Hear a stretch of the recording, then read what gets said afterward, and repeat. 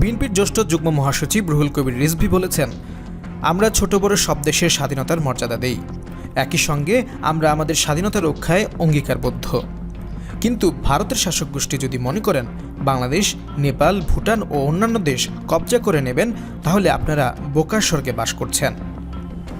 বুধবার জাতীয় প্রেস ক্লাবের সামনে আগরতলায় বাংলাদেশ দূতাবাসে হামলার প্রতিবাদে বাংলাদেশ পূজা উদযাপন ফ্রন্ট আয়োজিত এক বিক্ষোভ সমাবেশ ও পদযাত্রায় তিনি এসব কথা বলেন। বিএনপির শীর্ষ এই নেতা বলেন, আজকে সারা বাংলাদেশের মানুষ জাগরিত, তাদের মনের জাগরণ দেশমাতৃকা রক্ষা করার জন্য।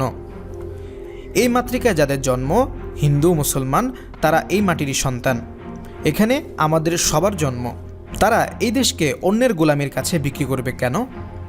দেশের মুক্তির জন্য সিরাজউদ্দৌলা, মোহনলাল যদি একসঙ্গে লড়াই করতে পারেন দেশ রক্ষার জন্য, ঠিক একইভাবে আমরা হিন্দু মুসলমান কেন পারব না?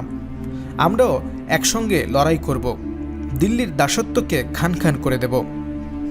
রিজভী ভারতকে উল্লেখ করে বলেন, আপনারা আগরতলায় হাইকমিশনে আমাদের পতাকা ছিঁড়েছেন, এটা তো প্রচণ্ড আঘাত, এটা আমরা কোনোদিনও ভুলে যাব না। রিজভী বলেন, বিজেপি সরকার গোঁড়া হিন্দুত্ববাদকে পুঁজি করে ক্ষমতায় এসেছে, এদের আর কোনো পুঁজি নেই। সুতরাং ক্ষমতায় থাকতে হলে হিংসা এবং ঘৃণা ছড়াতে হবে। এছাড়া নরেন্দ্র মোদীর ক্ষমতায় থাকা অনেক মুশকিল হবে, কারণ ভারতের স্বাধীনতায় তাদের উত্তরসূরিদের কোনো অবদান নেই।